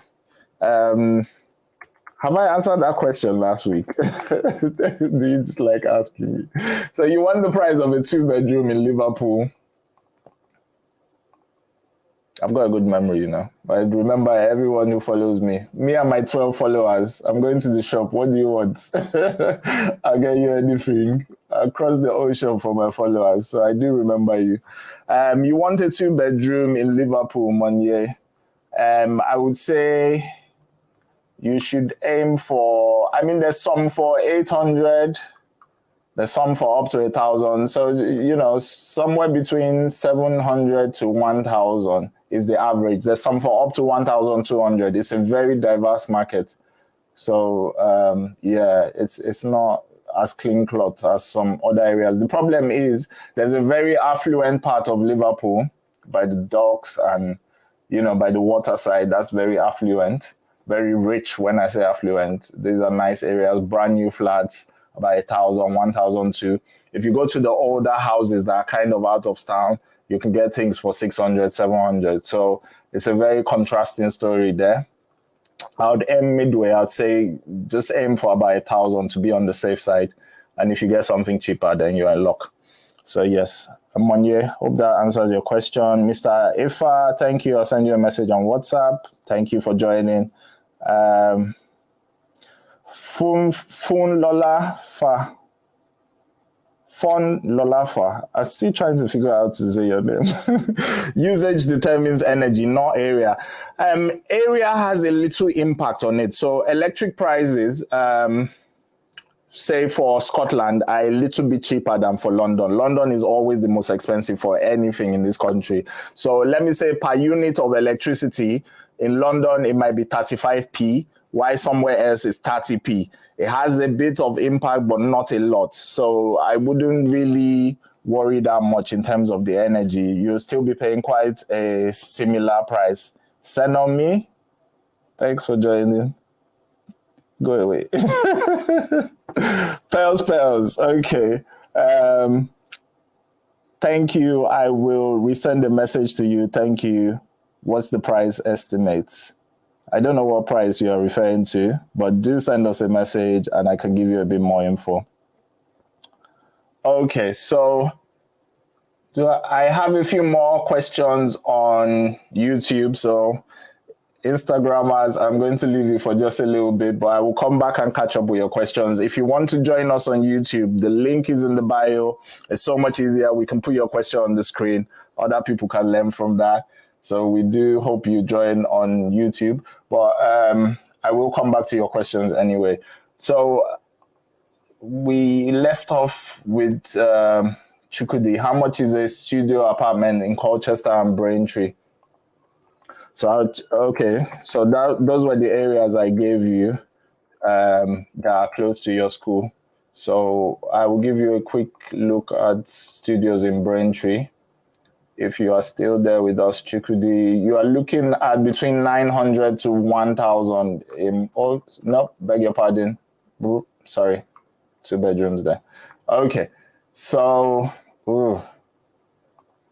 there's no studio apartments available now in Braintree. A 1-bedroom, which is the next thing up, is between 700 to 850. So yeah, some areas, studios are not very popular. I don't know if you're still there, Chukwudi. Some areas, studios are not very popular, so you won't get a lot of them available. Or so many students have come in and taken all the studios. I tell this to people all the time as well. Don't get focused on you want your own private place. You want your own private place. If you're single and you can share, get another person to share a 2-bedroom with. Sometimes you'll be looking for 1 bedroom and you won't find it. Yes, and you can share. Okay, so I have a few more people joining on Instagram. And someone says they can't hear me. Kolade, you can't hear me. I do apologize. I've not had any complaints all evening. So if you cannot hear me, just go on the YouTube page. Go on the YouTube page, and I'm sure you will hear me much better there. Ochaya, Martha, how you doing? Good evening. Absolute Soups, good evening. Thank you for joining. I know you're in Luton now. Thanks for joining. Funky011, the cost of self-contained and 1 bedroom in Derby. So for Funky 101, you want to know the price of self-contained and 1 beds in Derby. Derby is quite a cheap area. Not cheap, but comparatively. 1 bedrooms, you're looking at between 500 to 700. You can get things for 650, 625. So it's not too bad compared to the rest of the country. Derby is quite a good place to go as well for study. I used to go there quite a lot when I was in uni. And studios are about the same. You know, they are about 550, 600. So there's not a big difference there. Studios are about 5, 6, some are 700. It's about the same price. So I hope that helps you, Funky 01.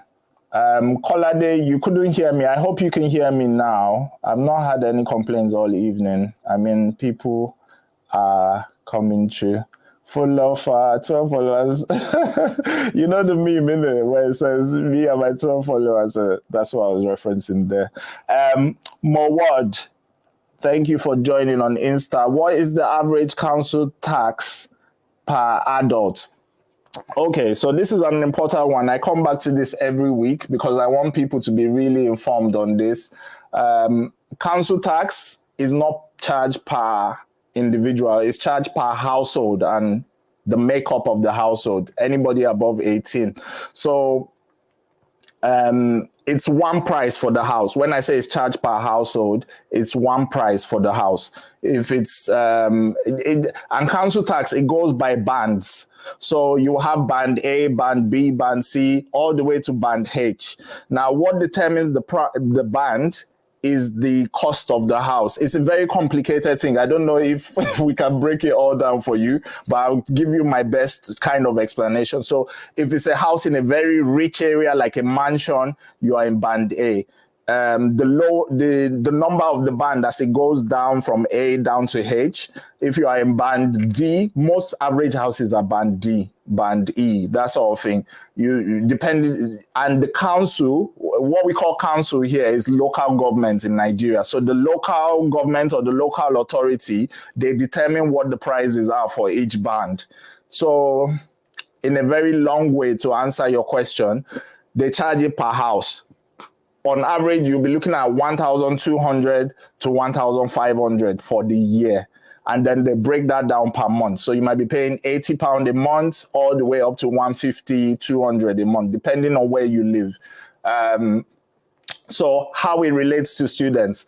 If 2 of you are adults in the house and 1 is a student, you get 25% discount on what the banding for your house is.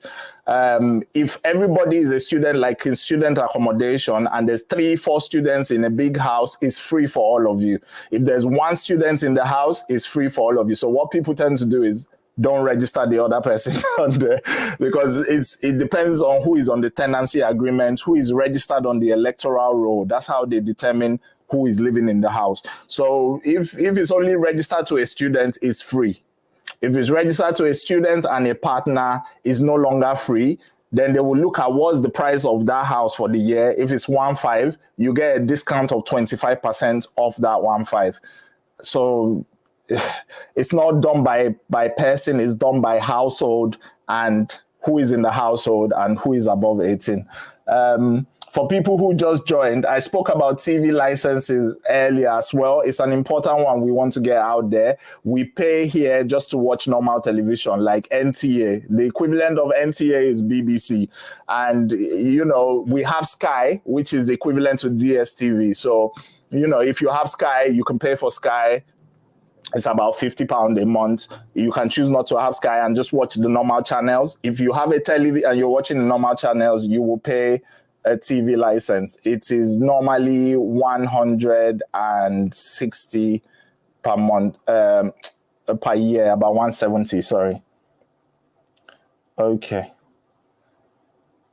Yes, council tax. So I'm coming back down. I can see people asking more about council tax. I hope what I just did has explained more on that. And we have people requesting to join the feed if they come on. Okay, so I'm going to move quickly back to YouTube. Okay, so yes, Chukudi, you said you're still here. How about in Colchester? Okay, so I will have a quick look for you. Colchester. Colchester is harder than Braintree. So if you're still there, I was saying Braintree and I kept emphasizing Braintree because Colchester can be easy, but it can be hard as well. What were you after? Sorry, a studio apartment in Colchester. So let's have a quick look for you. You're looking anywhere between 450 to about 700. So yeah. And there's not a lot available there as well. Like I mentioned, a lot of students go to Anglia Ruskin. So I've had history in the past where we struggled to find something for someone there.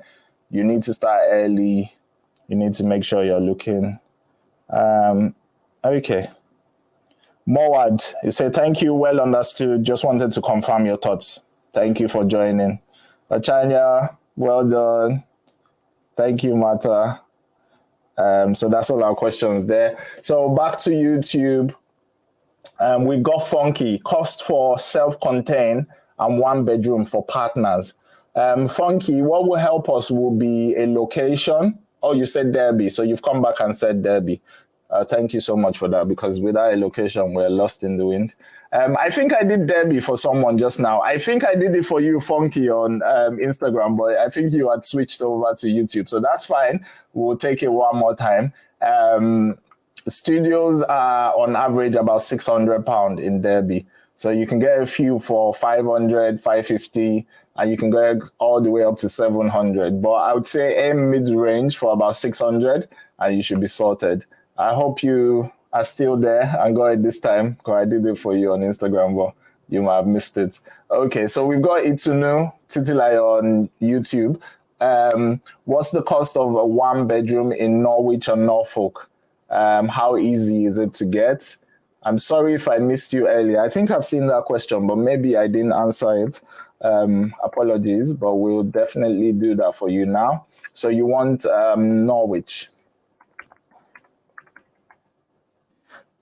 Don't go there and say Norwich. The way these pronunciations are sometimes is really funny. It's like people come to Greenwich in London and they say Greenwich. No, they'll laugh at you. They'll say you just came. You have to be pronouncing it right. So how easy is it to get? That is not a high pressure area. So it's one where you should comfortably get something within 2 weeks. Okay, so you want a 1 bedroom. You should get something within the maximum of about 2 weeks, I'd say. It's really hard to get anything, and this is for everyone listening. It's really, really hard to get anything in less than a week. It's almost impossible. We have to go through referencing here. What referencing is they check your credit history, they check your past employers. You need time to view the property. It's very unlikely you come and you get something 2 days later. Don't let anybody deceive you and say that's possible. Plan for your Airbnb, plan for temporary accommodation, plan for something, book it for 2 weeks. If you can afford it, book up to a month. I'm telling you, you won't go wrong, because what we have is people book for 1 week and they think, oh, I'll sort it all in 1 week. It doesn't happen. They have to pay more money. And maybe even the place you are staying, somebody has booked after you. So you have to move out now with all your load, like you are traveling again, move to another place. Same thing, they will book 1 week. If you can afford it, and that's one very important point I was coming to talk about today, is have a plan A, have a plan B, C and D. Honestly, it's not as straightforward as it appears on paper. So apologies. I do get carried away most of the time. You wanted a 1 bedroom in Norwich. So we're looking anywhere between 500 to 800 pounds. So that's somewhere where you will land in 500 to 800. There's a lot for 590. There's a lot for 650. You could go midway, aim for 700. And you should get something. So Itunu Titilayo, I hope that answers your question. I think I missed 1 or 2 people there. Deborah Adeyemo. I know they say Deborah in Nigeria. You'll be surprised when you come here. Everyone's calling you Deborah. So it's one of those pronunciation things. What if you watch Netflix on your phone? If you watch Netflix on your phone, you don't have to pay a TV license. I'm sure your question is in relation to TV license. You don't pay TV license for watching that. But if you watch BBC iPlayer programs, so recorded BBC content, which might be football matches, ITV, a lot of the guys, we like to watch football that, the past thing and catch up. Maybe you are at work when the game was on and you watch it later on your computer. Technically, you need to pay a TV license. But the way they judge it is they come to your house and they knock on the door. If there's no TV, you don't pay a license. Or you can register on their website, tvlicensing.co.uk, and you can tell them, I don't have a television. Otherwise, as soon as you move in the house, they will start sending you letters. You need to pay your TV license. You need to pay your TV license. So I just thought I would touch on it this evening because I've always talked to bills to my regular followers, but I never touch on that bill. And I think I had someone who we helped move, and he saw the letter and he got scared, like, oh, what is this threat? They're threatening me for TV license. So I did say I will bring it to everyone today. It's one we need to be thinking about. If we have a TV in the home, there's an extra 170 you have to pay every year. It works out to be about £15 a month. So, Deborah, I hope that answers your question. You don't pay if you're just watching on your computer, Netflix, you're fine. Okay, I think we've answered that one. So, Deborah, you have another question. The cost of one bedroom for Birmingham and Manchester. So those are similar costs. One bedrooms in Birmingham, only because I've been looking for someone yesterday very actively, you will be aiming for £800 is the average. You can get some for 900, you can get some for 700. And Manchester is about the same as Birmingham, to be honest. Manchester one bedrooms, I'll say 900 to 1,000. So Deborah Adeyemo, I hope that answers your question. Funky, you've come back with thank you. So I hope that answered your question as well. Chukudi, you've been here quite a while. Thank you for staying with the broadcast. Yes, does one need to be present in the UK before doing the SIA program? Now, the course content, yes, you do, because you have to attend the center. They don't really do it online. You can learn about it online. You can do some research and be ready for the course, but you're going to have to take it in a center. And at the end of the course, it's 5 days course. At the end, they give you an exam. After the exam, so the course is normally about £150, including the exam. After you pass and you get your certificate, you have to apply for the badge. The badge is what you wear when you go out to work. It shows you are SIA qualified. That's what you need to do. The badge is about $250 as well. So all in all, you're going to spend $400 to get an SIA license. It's one I advise people to go into. Let's not all focus on the care sector. Security is a big sector in the UK. You can do stewarding, you can do concierge, you can do CCTV. All of these jobs, if within the security line, you need an SIA badge. So it's one I spoke about earlier. And I'll put it on the screen on YouTube as well, SIA, just so people can go and research that and look into that. It's a very good place to start your job search from. Yeah. So Chukudi, I hope that answers that one.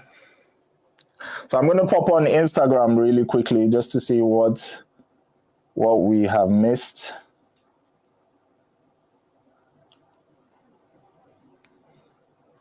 Okay, so I am Boli. You got studio apartments around Swindon.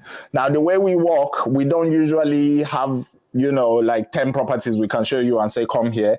You engage with us, you take our service, you take us on, you pay a deposit towards the cost, and then we start searching for you. So we can search any area and secure it for you. We do that all across the UK. So we don't have an apartment right now. We got a very lovely apartment for someone on our page. If you look on the page, in the customer testimonials in Swindon, lovely brand new apartment. It was about 1,300 a month, 1,350. Beg your pardon, but just other places in Swindon that are not brand new, you can get a 2-bedroom for 1,200. So I hope that helps you. I am Boli.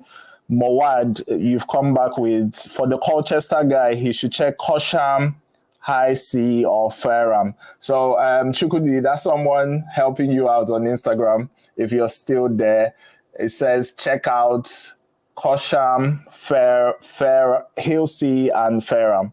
So yeah, there you go. We've got another expert in the house. Oh, you thought Porchester, Mowat. Oh, sorry, he's not an expert. He's giving you wrong info. Okay, that's fine. Thanks for trying to help anyway. We all have to help each other. Chanya, thanks for the explanation, learning a lot. Thank you for joining. Holiday 1994. I need a room for me and my partner at Derby. Okay, so yeah, certainly we can help with shared accommodation. You just need to message us after the show, probably tomorrow or tonight. Tell us your requirements. We can definitely jump on that for you. We can help with that shared apartment. Funlola Fa. You said 2 weeks for Norwich. How long for Luton? Luton is a hard one just because of the University of Hertfordshire. So a lot of Nigerian students choose University of Hertfordshire, Luton, St. Albans.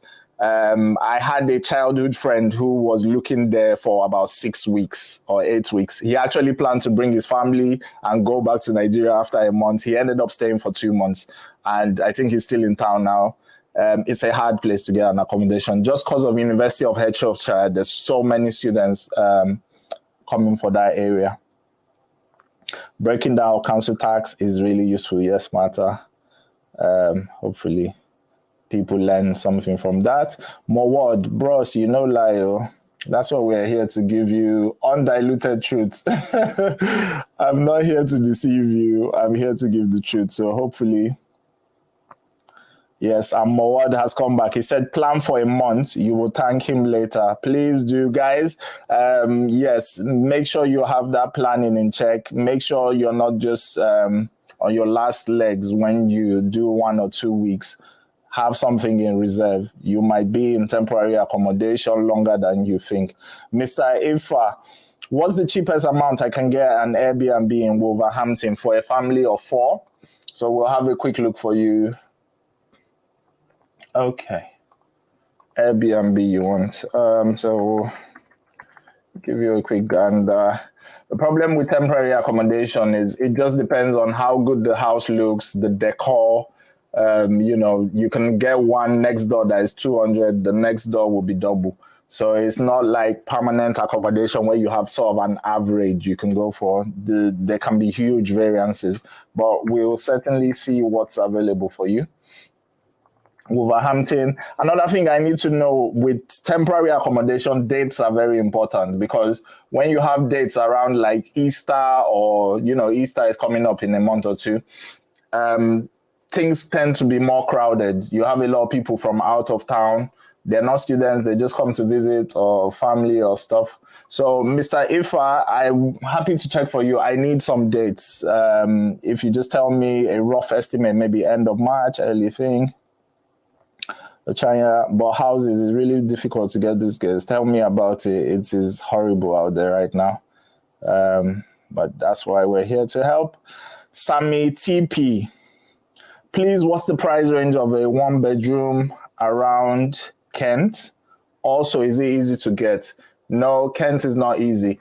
I mentioned earlier in the stream, anywhere surrounding London, so Essex, Kent, Surrey, the surrounding areas, we call them counties. So each area is a county. So the surrounding counties around London are just as bad as London because everyone thinks, okay, let me live in Kent and I can take a train to London, 45 minutes.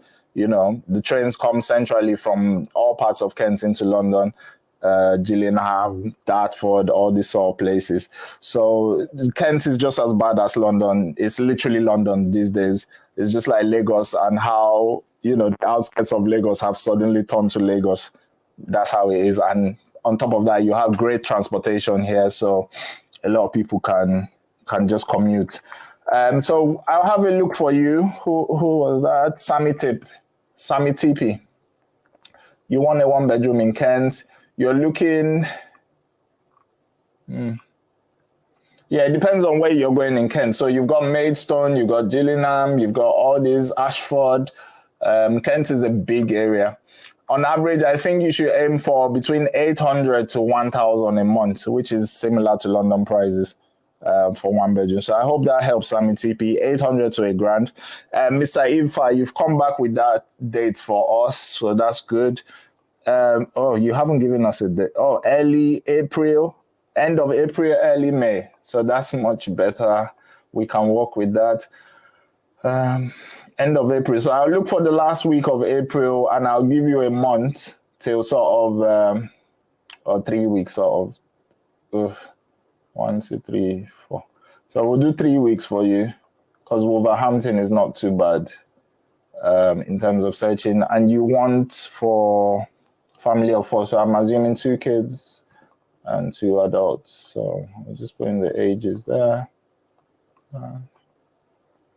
So Wolverhampton for 3 weeks at the end of April to early May.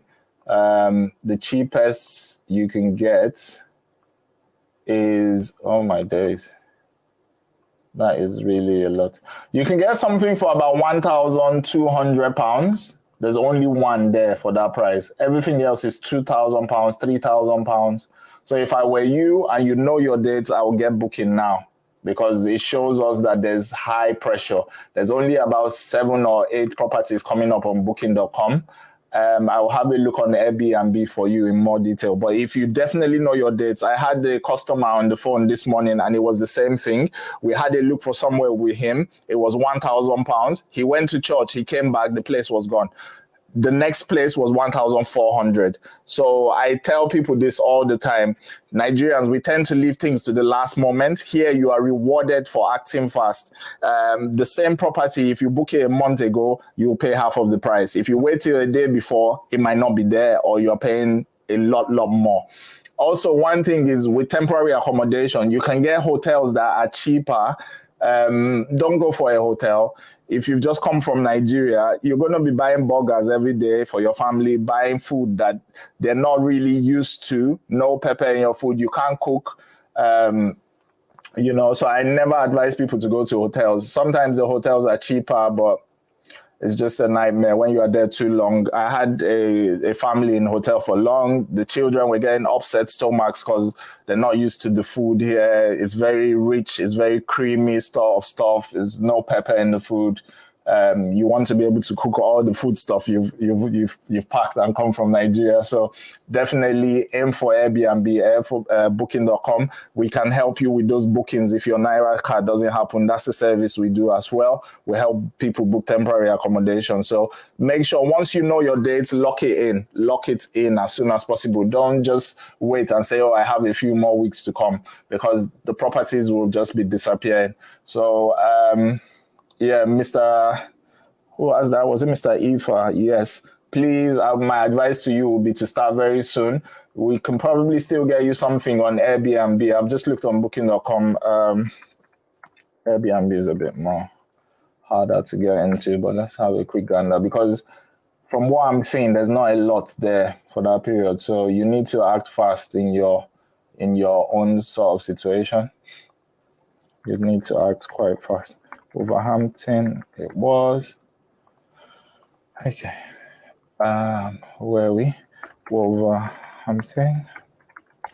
Sorry, everyone. I do take time out to type these things to search for people, but that's what we're here for, to help you have a better idea of what you're coming into, so you're not coming so blindfolded. So 3 weeks, got 2 adults, 2 kids. Right, let's see what we come up with on Airbnb. Okay, so it's about the same. For 3 weeks, the cheapest I'm seeing on Airbnb is £1,400. And everything above that is 2,000. Okay, there's one for 1,800. Everything else is £2,000, £2,500, about that range. So definitely you need to get acting very, very quick, Mr. Ifa. If you know your exact dates, please book that soon. Okay, Bode Apex.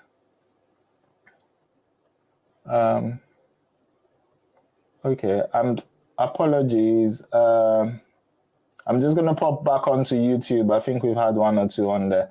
Any place that is cheaper but close to Birmingham or Manchester, that's from Deborah. a day more. Any place that is cheaper but close to.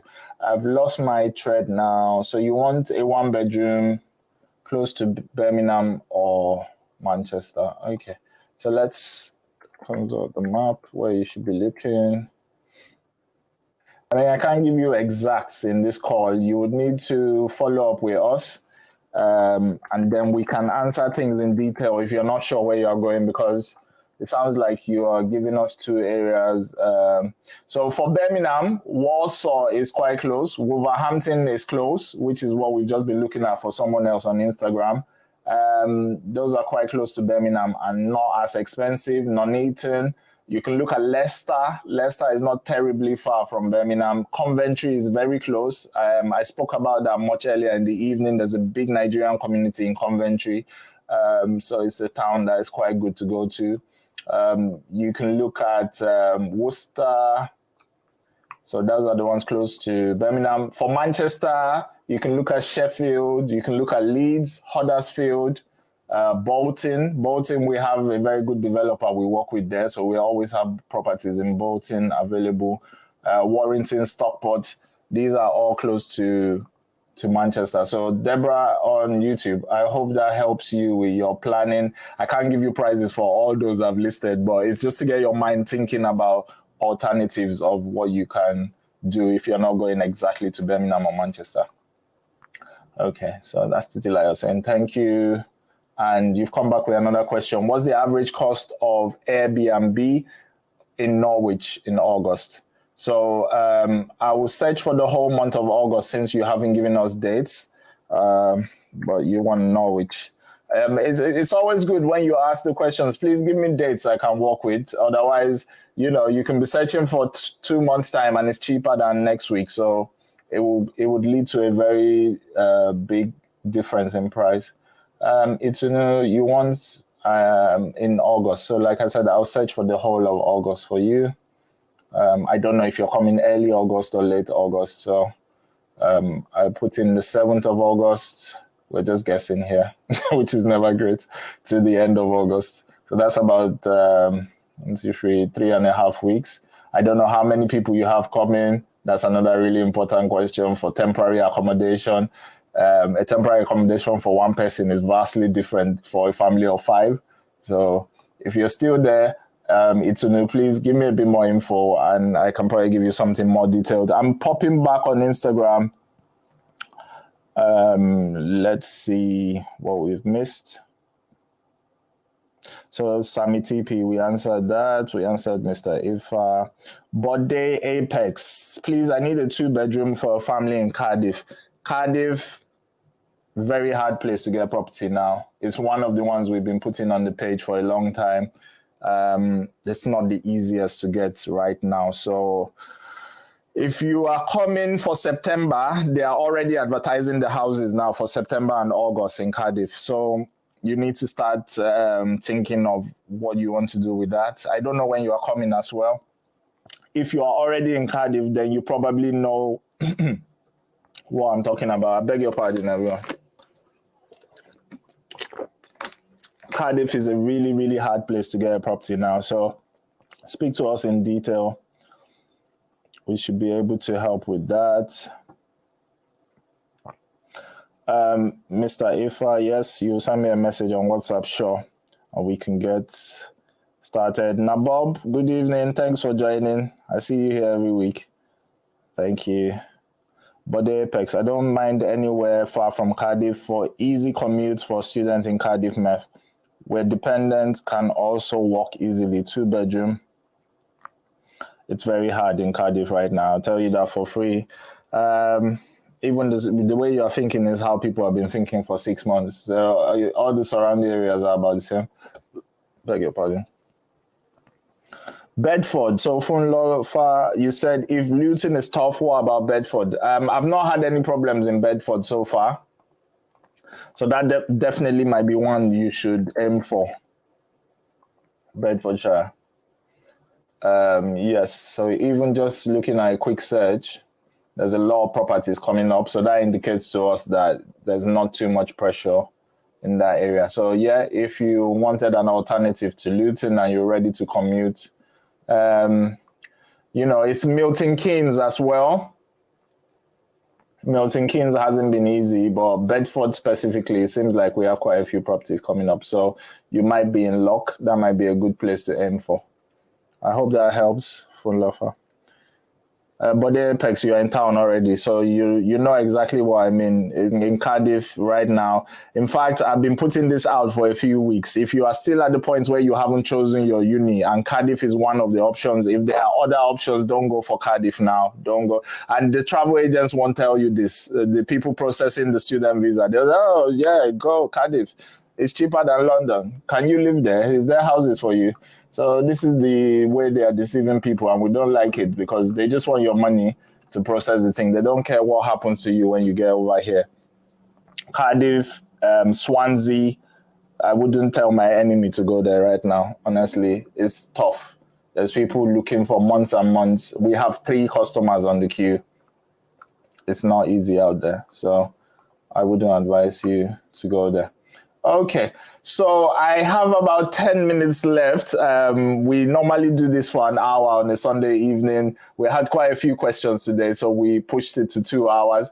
I'm going to cover a few more topics that I wanted to speak about in the beginning, just so we can highlight a few things for people. So we did speak about TV licenses. It's a new one for a lot of people to take on board. Another one, we're just putting this on the screen on YouTube, if I can get this coming off. Okay, so yes, bank accounts. This is a very important one, and I'm going to be putting this out as a separate video because it's really important. We have a lot of people, you go on these creators or content creators pages, you are in these Telegram groups, and you get people sending you a link to a Revolut link and saying, oh, take a Revolut account, take Monzo. Please, please, please, I tell you this for free. Don't use those 2 banks. They're not for you. Don't use those 2 banks. Honestly, they're not the ones you want to choose. If you want a bank where you cannot pay cash into your account and all your money, you have to give it to somebody to transfer it to your account, then take Revolut because they have no access for you to pay cash. Monzo allows you pay cash in the post office, but you can only pay in 300 a day, and it's a limit of 1,000 a month. So after you've paid in 1,000, you can't pay in any money until next month. Now, a lot of us coming from Nigeria, we come with a lot of cash. We want to pay for houses. We want to pay balance of your school fees. You're probably coming with like £10,000 cash, 15,000 pounds, you name it. Please don't open one of these 2 accounts.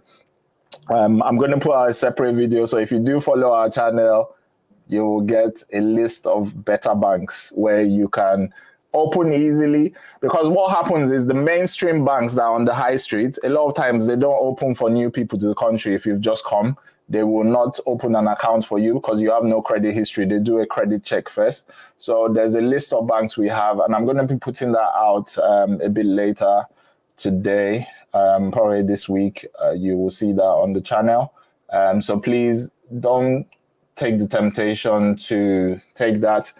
It's to know you've come back on the Airbnb. It's for 2 people around August the 15th. Okay, so Wolverhampton you wanted. I'm going to quickly do that one for you just because we started the search. So 1, 2, so from the 15th. So I will give you 3 weeks till early September because Wolverhampton is not too bad.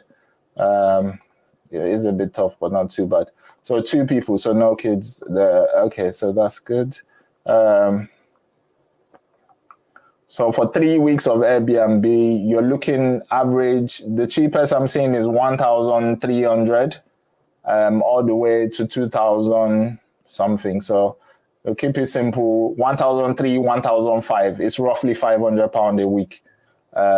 It's So I hope that helps you.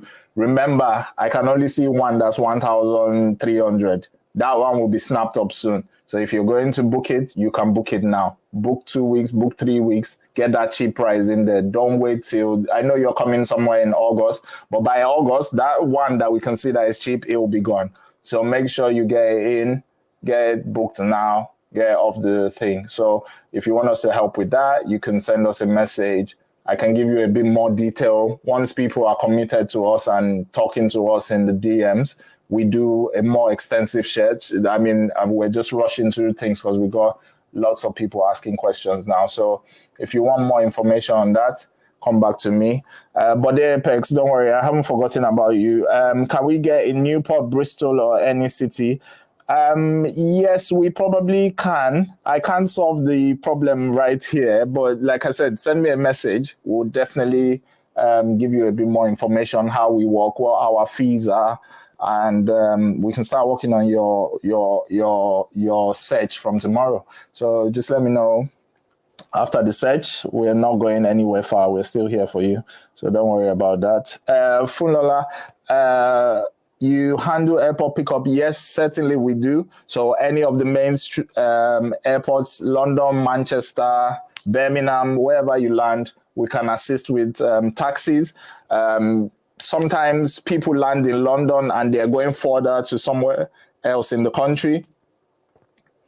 They're going somewhere else in the country. Sometimes people are traveling, they don't have a lot of luggage. We tend to advise, instead of taking a long taxi, take a coach. Every airport in the UK, there's a coach station in the airport. So you can take a coach from there to continue the rest of your journey. However that turns out, I beg your pardon, we can help you with planning that. So depending on what your final destination is. But I do see, you say you sent us a message since noon. We don't really work on Sundays. Nobody really works on Sundays here. We are not 24/7, unfortunately. I wish we could be, but we are not. So Sundays is a day off for us. I just do the show in the evening and that's about it. Even Saturdays, we only do a half day. So if you do message on a weekend, we might not get back to as fast as you want. I do apologize for that. We don't really work on weekends. The estate agents where we are getting the properties, they don't work on weekends either. So we'll be here to take questions on things like temporary accommodation. We normally have a lot of clients landing on the weekend. So we're doing airport pickups. We are communicating with people, helping them get to their Airbnb, their location. So we don't have a lot of time to answer questions on the weekends. Most people land on the weekends.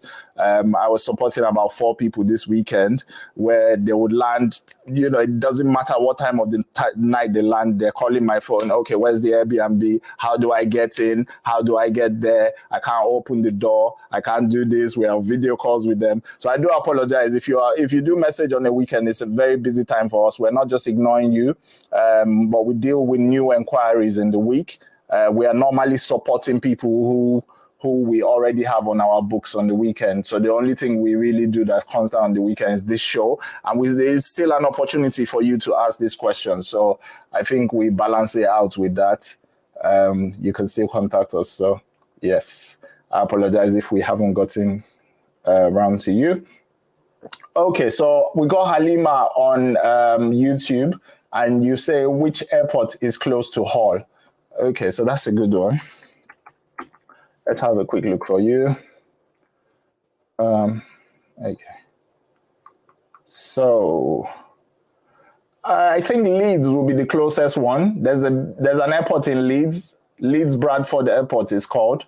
So just looking on the map, Leeds seems to be the closest place to you. Other than Leeds, the other bigger one is Manchester. So if you are doing a connecting flight, sometimes people go with Emirates and they are connecting, maybe Manchester is where there's a direct flight. Sometimes when you are connecting from other countries, you might not get a flight to Leeds because it is a smaller airport.